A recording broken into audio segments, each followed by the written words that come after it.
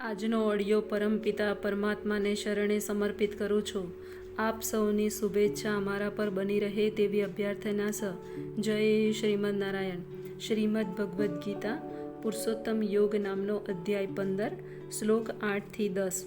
જેવી રીતે પવન સુગંધને એક સ્થળેથી બીજે સ્થળે લઈ જાય છે, તેમ જીવ આ જગતમાં પોતાના જીવનના જુદા જુદા ખ્યાલોને એક શરીરમાંથી બીજા શરીરમાં લઈ જાય છે. આ પ્રમાણે તે એક શરીરને ધારણ કરે છે અને પછી તેને ત્યાગીને બીજું શરીર ગ્રહણ કરે છે. અહીં જીવને ઈશ્વર અર્થાત તેના પોતાના શરીરનો નિયતા કહ્યો છે. જો તે ઈચ્છે તો શરીરનો ત્યાગ કર્યા પછી ઉચ્ચતર યોનિમાં જઈ શકે છે અને ચાહે તો નિમ્ન કક્ષાની યોનિમાં જઈ શકે છે. આ બાબતમાં તેને અલ્પ સ્વતંત્રતા મળેલી છે. તેના શરીરનું જે પરિવર્તન થાય છે તે તેની ઉપર જ અવલંબિત હોય છે. મૃત્યુ સમયે તેને જે ચેતનાનો વિકાસ કર્યો હશે તે તેને બીજા શરીર તરફ લઈ જાય છે.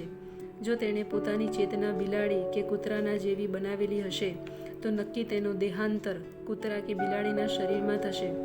અને જો તેણે દૈવી ગુણોમાં ચેતનાને સ્થિર કરેલી હશે તો તેનો દેહાંતર દેવના શરીરમાં થશે.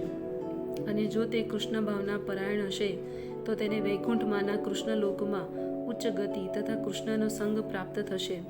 શરીરના વિનાશ પછી બધું સમાપ્ત થઈ જાય છે એવી માન્યતા ખોટી છે.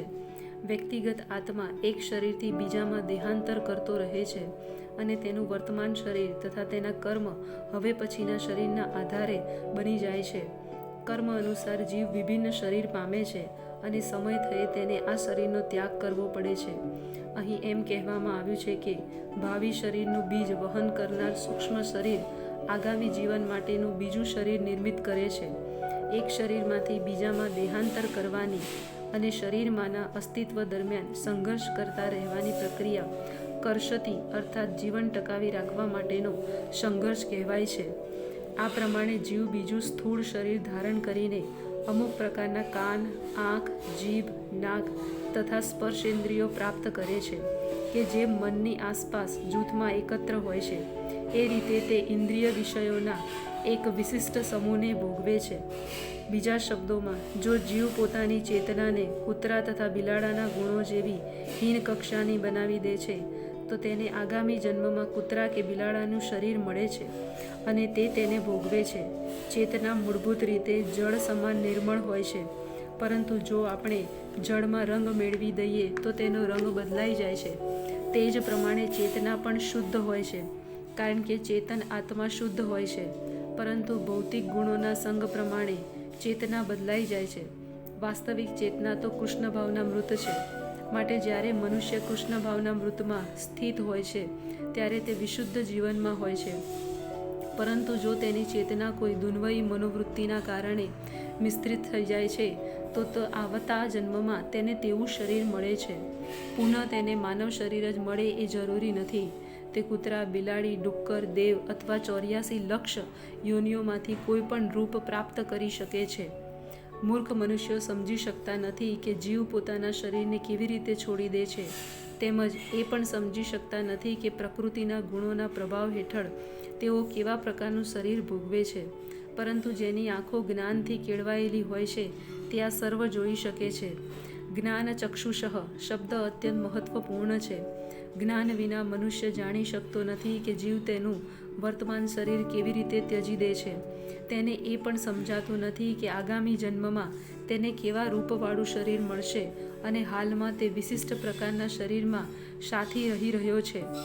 આ માટે પૂરતા જ્ઞાનની જરૂર હોય છે કે જે સદગુરુ પાસેથી ભગવદ્ ગીતા તથા એવા જ ગ્રંથોના શ્રવણ કરવાથી પ્રાપ્ત કરી શકાય છે. જે મનુષ્ય આ બધું સમજવા માટે કેળવાયેલો છે તે ભાગ્યશાળી છે. દરેક જીવ અમુક પરિસ્થિતિ હેઠળ શરીરનો ત્યાગ કરતો રહે છે, અમુક પરિસ્થિતિ હેઠળ જીવતો રહે છે અને ભૌતિક પ્રકૃતિના ગુણોને અધીન રહી અમુક પરિસ્થિતિ પ્રમાણે શરીરને ભોગવે છે.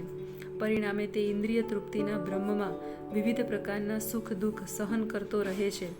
કામ વાસના તથા એષણાઓને કારણે હરહંમેશ મૂરખ બનનારા મનુષ્યો પોતાના દેહાંતરને તથા વિશેષ શરીરમાં નિવાસ કરવાને સમજવાની બધી શક્તિ ખોઈ દે છે. તેઓ આને સમજી શકતા નથી.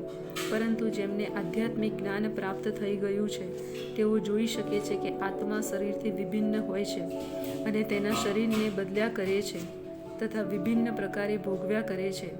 આવો જ્ઞાની મનુષ્ય સમજી શકે છે કે બદ્ધ જીવ આ ભૌતિક જીવનમાં કેવા કષ્ટ ભોગવ્યા કરે છે. માટે કૃષ્ણ ભાવના મૃતમાં સારી રીતે આરૂઢ થયેલા ભક્તો આ જ્ઞાનને સામાન્ય જનતા સુધી વિતરિત કરવામાં શક્ય એટલો ઉત્તમ પ્રયત્ન કરતા રહે છે. કારણ કે લોકોનું બદ્ધ જીવન બહુ કષ્ટદાયક હોય છે. તેમણે તેમાંથી નીકળવી જવું જોઈએ અને કૃષ્ણ ભાવનામય બનીને આધ્યાત્મિક જગતમાં જવા માટે પોતે જીવન મુક્ત થવું જોઈએ. જય શ્રીમદ નારાયણ.